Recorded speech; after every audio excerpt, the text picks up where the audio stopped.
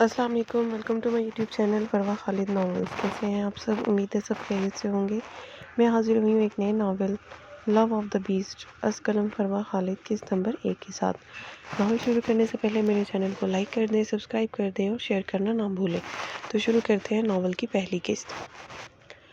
Hospital کے ICU میں اس کی ہلکی ہلکی سسکیاں گونج رہی تھیں۔ وہ مشینوں میں جکڑے شخص کا ہاتھ مضبوطی سے تھامے ہوئی تھی، جس کی زندگی آہستہ آہستہ اس کے ہاتھوں سے پھسل رہی تھی۔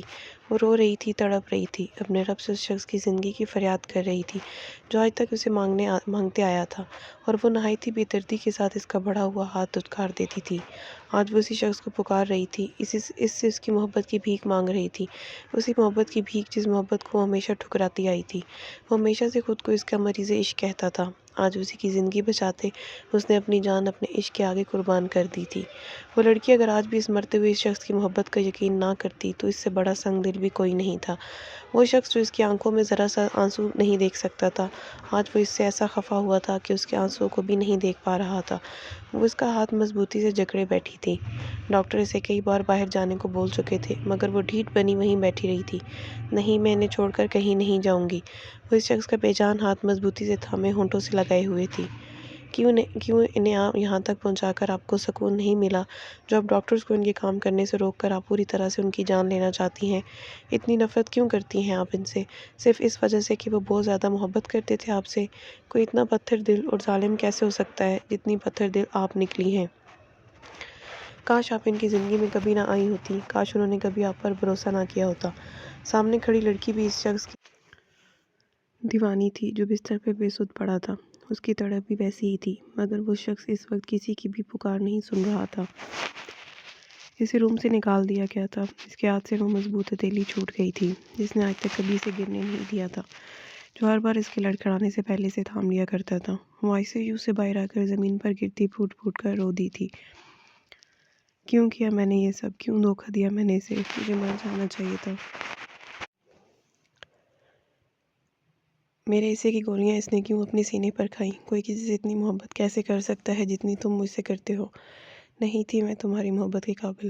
ہچکیوں سے روتی، چوڑیوں سے بھری اپنی کلائیوں کو زمین پر مارتی انہیں لہولہان کر گئی تھی۔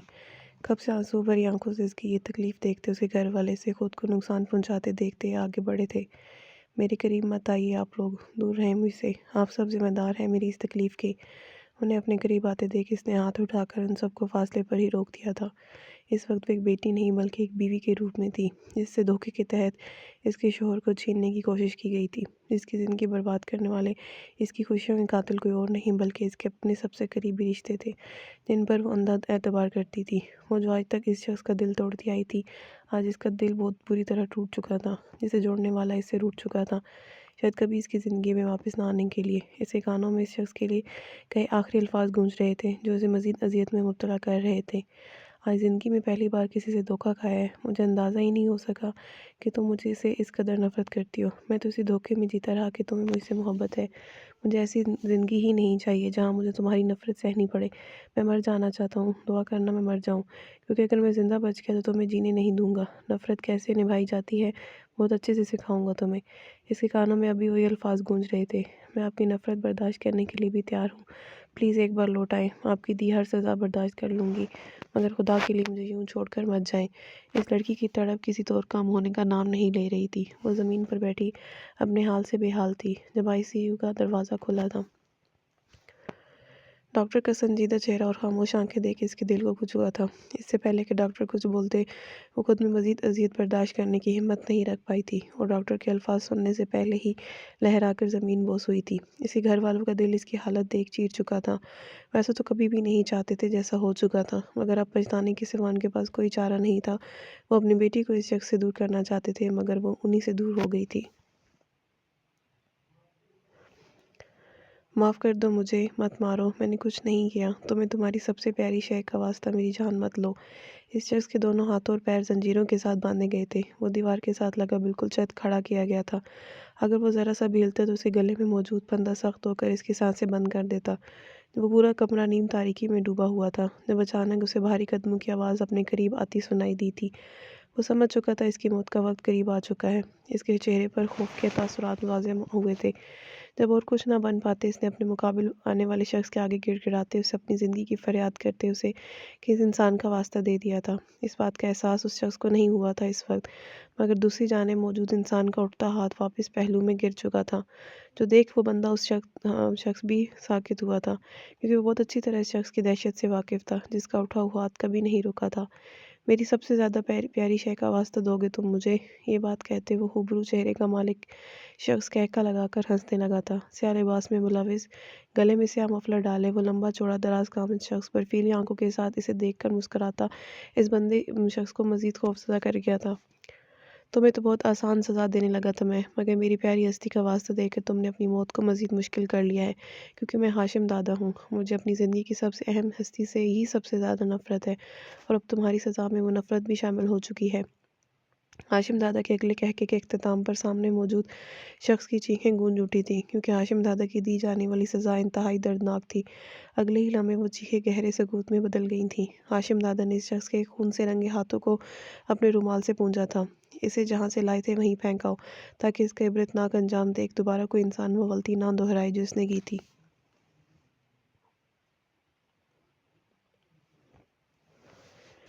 ایک آخری قہر آلود نگاہ اس شخص پر ڈالتے ہاشم دادا وہاں سے نکل گیا تھا۔ وہ ہاشم دادا تھا جسے دنیا ایک گینگسٹر کی حیثیت سے جانتی تھی، جو اب تک نہ جانے کتنے قتل کر چکا تھا، مگر اس پر ایک بار بھی پولیس ہاتھ نہیں ڈال پائی تھی، کیونکہ بہت سارے عہدے داران اس کے ہاتھوں بکے ہوئے تھے۔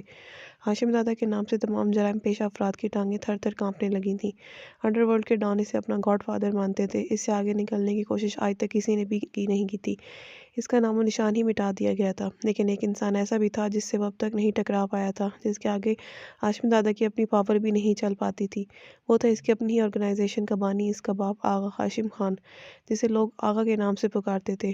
وہ اب بھی ان سب کا لیڈر تھا، مگر ہاشم دادا اور اس کی نفرت اور دشمنی نے ان کو اپنے گروہ کو دو حصوں میں تقسیم کر دیا تھا، کیونکہ دونوں کا کام کرنے کا طریقہ مختلف تھا۔ دونوں ہی ایک دوسرے کو برداشت نہیں کر پا رہے تھے، جس کے نتیجے میں ہمیشہ وہ ایک دوسرے کو ختم کرنے میں لگے رہتے تھے، مگر اب تک اس جنگ میں کسی کی بھی جیت نہیں ہو پائی تھی۔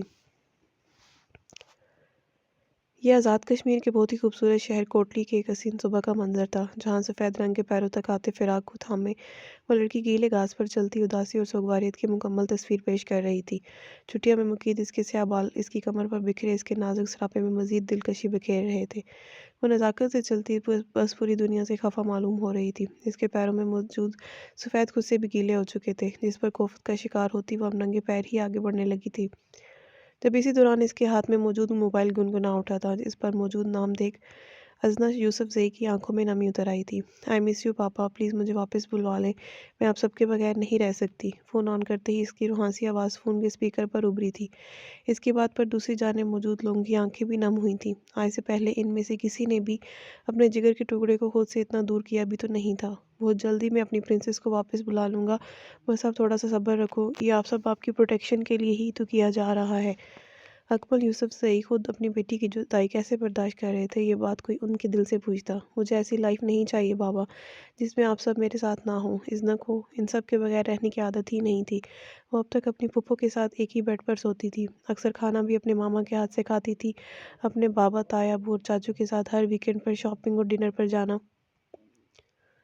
تائی اور چچی کے ساتھ بیٹھ کر مووی دیکھنا، یہ سب لوگ اس کی زندگی کے بہت اہم جز تھے۔ وہ پچھلے ایک مہینے سے ان سب کے بغیر رہ رہی تھی، اس لیے اب اس کی حالت ٹھیک نہیں تھی۔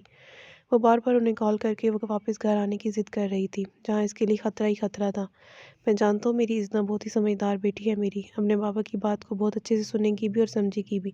آپ جانتی ہیں آپ پر کئی حملے ہو چکے ہیں، وہ لوگ آپ کی طاق میں بیٹھے ہیں۔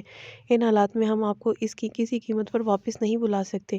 ہم سب آپ کی جدائی تو برداشت کر سکتے ہیں، مگر آپ کو کوئی نقصان پہنچتا نہیں دیکھ سکتے، اور شاید کچھ دنوں کے لیے ہم آپ کو کال بھی نہ کر سکیں، لیکن آپ نے پریشان نہیں ہونا، میری بیٹی بہت بریو ہے۔ اکمل یوسف زئی سے پیار سے سمجھاتے کال کاٹ گئے تھے، جبکہ ازنا نے بھیگی آنکھوں سے بند ہوئے فون کو دیکھا تھا۔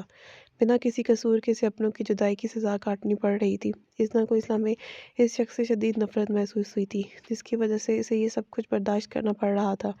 اس کی دودھیا رنگت رونے کی وجہ سے بالکل گلابی ہو چکی تھی۔ رات کی گہری سیاہی ہر طرف پھیلی ہوئی تھی، روح کو خوفزدہ کر دینے والی جامد خاموشیوں کا راج تھا ہڈیوں کو جما دینے والی شدید ٹھنڈ کی وجہ سے بستر سے نکلنا محال تھا، مگر ایسے میں بھی کوئی ایک انسان تھا جو کسی بھی بات کی پرواہ کیے گھنے جنگل میں چلتا جا رہا تھا۔ اس کے چلنے کی وجہ ماحول میں ہلکا سا ارتعاش پیدا ہو رہا تھا۔ اس کی زیرک نگاہیں چاروں جانب ٹکی ہوئی تھیں۔ وہ بالکل چوکنا تھا کیونکہ یہاں کی کبھی بھی کچھ بھی ہو سکتا تھا۔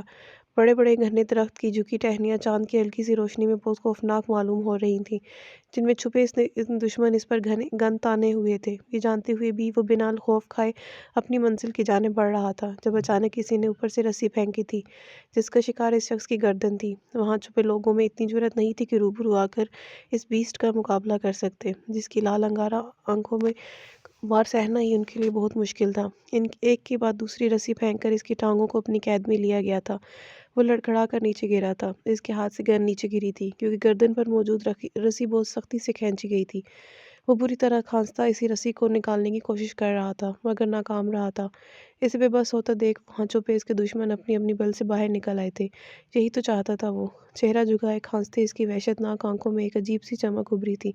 وہ 10 کے قریب لوگ اس کے سر پر بندوق تانے کے قریب آ رہے تھے۔ اس کے چہرے اور آنکھوں میں ٹارچ لگا کر انہوں نے اس کا ہاشم دادا ہونا کنفرم کیا تھا۔ وہ اسے رسیوں میں باندھ چکے تھے مگر ابھی بھی ان کے چہروں پر ایک انجانا سا خوف تھا۔ انہیں یقین نہیں آ رہا تھا کہ انہوں نے ہاشم دادا کو اتنی آسانی سے قابو کیسے کر لیا تھا۔ یہ شخص ہاشم دادا ہے، اس کے معاملے میں ہم کوئی غلطی نہیں کر سکتے۔ یہ بندہ ہوا بھی ہم سب پر بھاری پڑ سکتا ہے۔ وہ اسے اپنے ساتھ گھسیٹتے ہوئے آگے بڑھ رہے تھے جب ان لوگوں میں موجود نوریز ہاشم خان نے حقارت بھری نگاہوں سے اپنے بھائی کو دیکھا تھا۔ وہ اگلی لمحے ایک گولی اس کے بازو میں پیوست کر دی تھی۔ اس کے وجود سے نکلتا خون نوریز ہاشم خان کو سکون دے گیا تھا۔ وہ نہایت ہی بے دردی سے اسے گھسیٹ رہے تھے۔ اس کے زخمی بازو سے خون بہت تیزی سے نکل رہا تھا جس کی ہاشم دادا کو رتی بھر بھی پرواہ نہیں تھی، مگر درختوں کے پیچھے چھپی ہستی آنکھوں میں آنسو بھر رہی اذیت برداشت نہیں کر پائی تھی۔ وہ اپنے ساتھ چھپے باقی ساتھیوں کو بھی کچھ بھی سمجھنے کا موقع دیے بغیر ہاشم دادا کے حکم کی خلاف ورزی کرتی درخت کی اوٹ سے نکل کر سامنے آتی ان لوگوں پر گولیاں برسانے لگی تھی۔ ہاشم دادا نے خون آشام نگاہوں سے اس جذباتی لڑکی کو دیکھا تھا جو اس کی خاطر اپنی زندگی اور اس کا اتنا اہم پلان داؤ پر لگانے نکل پڑی تھی۔ ہاشم دادا کا دل چاہتا سب سے پہلے اسی لڑکی کو گولی مار دے پھر اپنے دشمنوں کو ختم کرے۔ ہاشم دادا کے اشارے پر وہاں چھپے اس کے باقی ساتھی بھی باہر نکل آئے تھے۔ جس جنگل میں تھوڑی دیر پہلے خاموشی کا راج تھا اس وقت وہ گولیوں کی بچھاڑ پر ہولناک آوازوں سے گونج اٹھا تھا۔ ہاشم دادا کو ایک سیکنڈ لگا تھا اپنی جرابوں میں چھپائے خنجر نکال کر رسیاں کاٹ کر آزاد ہوتے ہوئے۔ رسی کی سخت رگڑ کی وجہ سے اس کی گردن پر گہرا زخم آ چکا تھا۔ اس کا بازو شدید زخمی تھا مگر ہاشم دادا کے لیے یہ چوٹیں بہت ہی معمولی تھی۔ وہ اپنے وجود کو بالکل پتھر کر چکا تھا۔ اسے اب نہ ہی بیرونی چوٹ اذیت دیتی تھی اور نہ ہی اندرونی۔ ہاشم دادا جیسے ہی پلٹا نوریز کو خود پر فائر کرنے کو تیار پا کر اس کے ہونٹوں پر تلخی بھری مسکراہٹ ابھری تھی۔ نوریز نے سیدھا اس کے سینے پر وار کیا تھا مگر ہاشم دادا نے جھک کر اس وار کو ناکام بناتے جواباً اس کے بازو کو نشانہ بنایا تھا۔ ہاشم دادا کا نشانہ مس ہو جائے یہ کیسے ممکن تھا؟ تکلیف کے مارے نوریز کے ہاتھ سے گن چھوٹ گئی تھی۔ اس نے آنکھیں بند کر دی تھی۔ وہ جانتا تھا اب اس کا سگا بھائی اسے مار دے گا۔ اس کی موت کا وقت آن ٹھہرا تھا مگر کچھ سیکنڈ بعد اپنے کندھے پر محسوس ہوتے لمس پر اس نے آنکھیں کھولی تھی۔ اپنے باپ کو بتا دینا وہ اتنی جلدی ہاشم دادا کی کہانی ختم نہیں کر سکتا۔ ابھی زندہ بچ جانے کا جشن مناؤ، بہت جلد تم باپ بیٹے کے ناپاک وجود کا خاتمہ کرنے ضرور آؤں گا، میرا انتظار کرنا۔ لہو رنگ آنکھیں اس کی آنکھوں میں گاڑتے اس کا کندھا تھپ تھپاتا ہاشم دادا وہاں سے نکل گیا تھا جبکہ نوریز اپنی کنپٹی مسلتا غصے سے پاگل ہوا تھا۔ وہ آج پھر اسے مات دے گیا تھا، ہر بار کی طرح آج بھی اسے بے وقوف بنا کر رکھ دیا تھا۔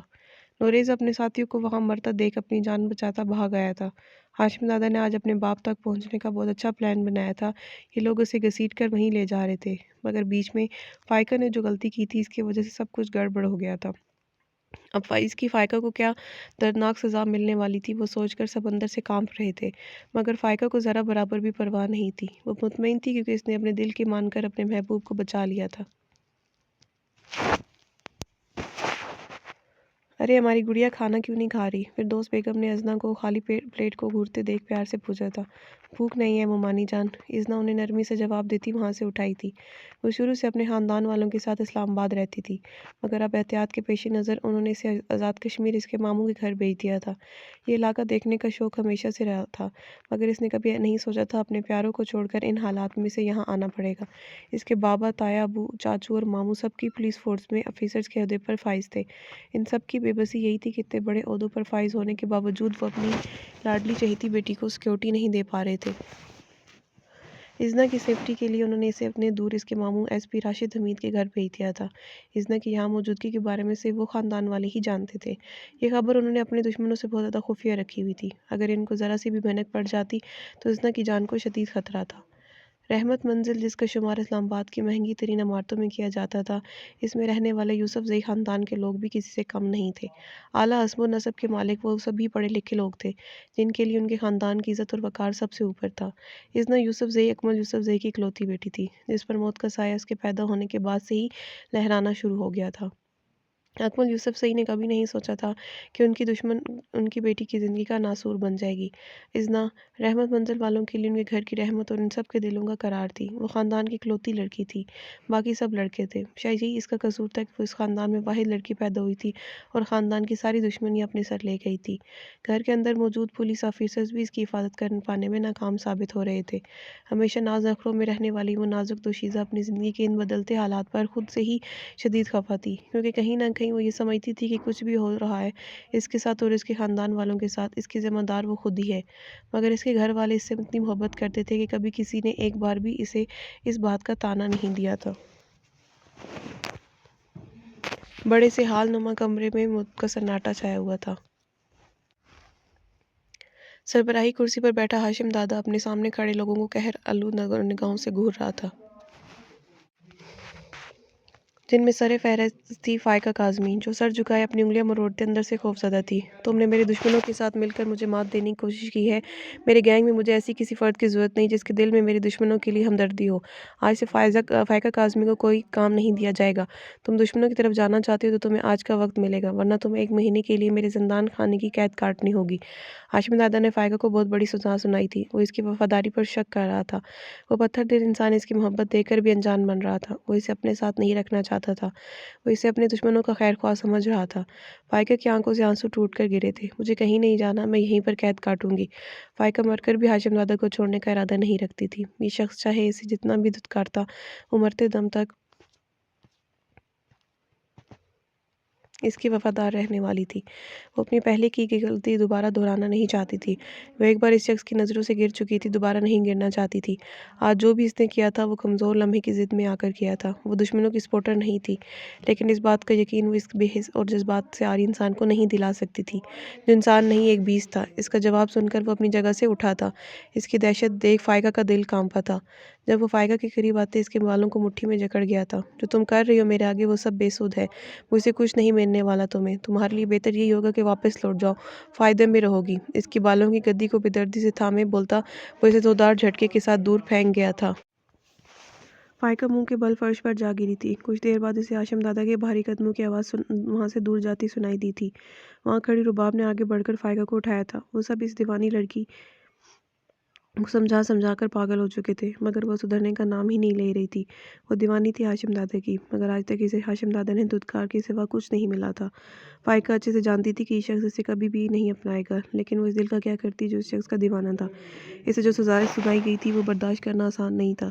زندان خانے عام جیل کی طرح نہیں تھا۔ وہاں مختلف قسم کے زہریلے جانوروں کے ساتھ ساتھ گلے سڑے مادوں کی انتہائی بری بدبو تھی جس کو 1 گھنٹے کے لیے برداشت کرنا ناممکن تھا، مگر فائقہ کو وہاں 1 مہینے کے لیے رہنا تھا، کیونکہ اس نے ہاشم دادا کے حکم کے خلاف جا کر اسی کا پلان عین موقع پر خراب کر دیا تھا، اور یہ جرم چھوٹا بالکل بھی نہیں تھا۔ وہ شخص خود کو درندہ کہتا اور کہلواتا تھا۔ ہاشم دادا جس بے دردی کے ساتھ اپنے دشمنوں کی کھال ادھیڑتا تھا، آج تک اس کے قتل کیے گئے لوگوں کی شناخت ممکن ہی نہیں ہو پائی تھی۔ پولیس والے ڈیڈ باڈی کو دیکھ کر پہلی نظر میں ہی پہچان جاتے تھے کہ یہ شخص بھی ہاشم دادا کی درندگی کا نشانہ بنا تھا۔ ہاں، مگر ایک شے جو ہمیشہ ہر انسان کو چونکا دیتی تھی وہ تھی کم حیثیت اور بے ضرر لوگوں کے لیے ہاشم دادا کی رحم دلی۔ ہاشم دادا کے انڈر بہت سارے علاقے آتے تھے جہاں کے لوگ بہت ہی زیادہ غریب اور سفید پوش تھے، لیکن ہاشم دادا نے ان پر اپنی ایسی شفقت نچھاور کی تھی کہ ان سب کے گھروں میں خوشحالی آ گئی تھی۔ ہاشم دادا نے ان سب لوگوں کو کاروبار مہیا کیے تھے، اس علاقے میں فیکٹری قائم کی تھی جن لوگوں کو کوئی نہیں پوچھتا تھا، جس علاقے میں پہلے لوگ آنا بھی پسند نہیں کرتے تھے۔ ناول جاری ہے۔